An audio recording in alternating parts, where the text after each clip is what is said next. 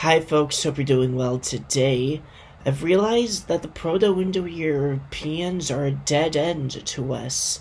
I wouldn't go as far as saying that the Indo-Europeans are a myth, the way Hindu nationalists and out of India proponents would, but they've been concocted.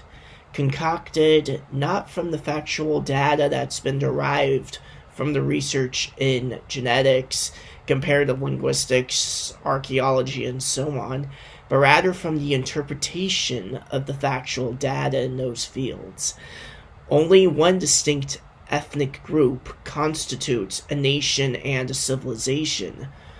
Who are the Indo-Europeans? Greeks, Celts, Slavs, Germans, Latinos, Iranians, and others? The term is implying that they're all interchangeable with each other and synonymous with each other. They're not. Interconnected? Yes. Interchangeable? No, they are not. If you are a Greek, you are a Greek, period. There is no Indo-European race. The Proto-Indo-Europeans demand more of an archaeological investigation than a genetic or a linguistic one. Where was the location of the Proto-Indo-European state? When and where did it exist? The nearest thing that's attested to it in the Vedas is probably the state of Aryavarta. We have no artifacts or relics from this so-called Proto-Indo-European civilization. Certainly none that are in the British Museum in London, or the Louvre in Paris, or in the Hermitage in St. Petersburg. Let's say that it all starts with Yamnaya. Yamnaya's biological infrastructure was European hunter-gatherer, and to a lesser extent, Caucasian hunter-gatherer.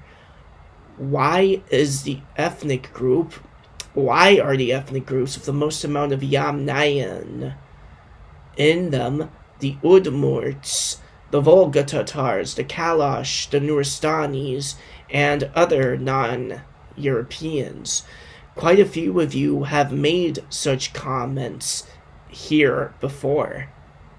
The Iranic biological infrastructure, by contrast, is underpinned by Zagrosian farmers.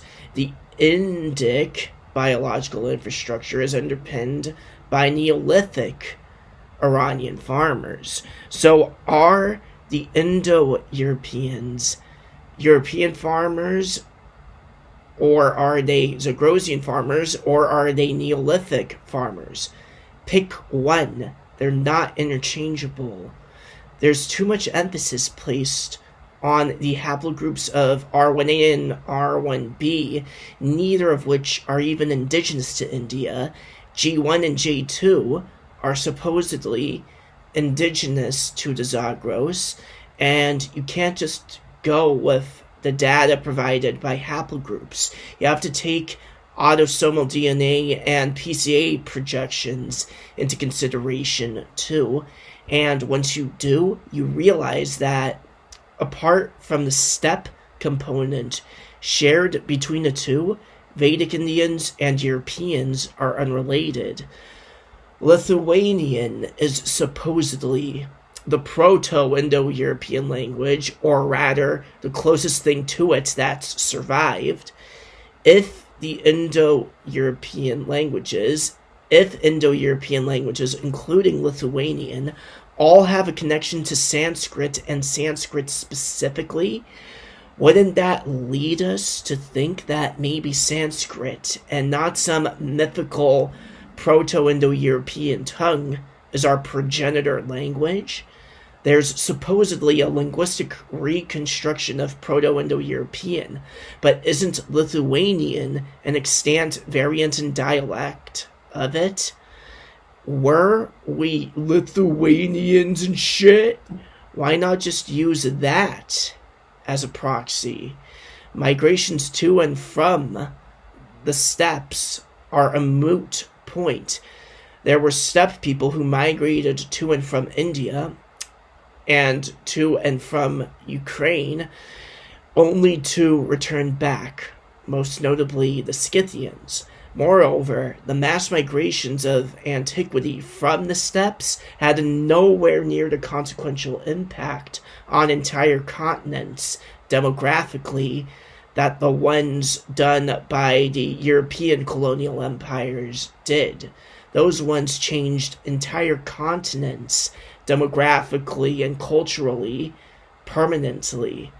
The hallmarks of Aryan civilizations and supposedly Indo-European civilizations were exhibited by non-Indo-Europeans too, by the Han Chinese, by the Japanese, by the Koreans, by the Mayans, Aztecs, Incans, Egyptians, Phoenicians, Mongolians, and so on.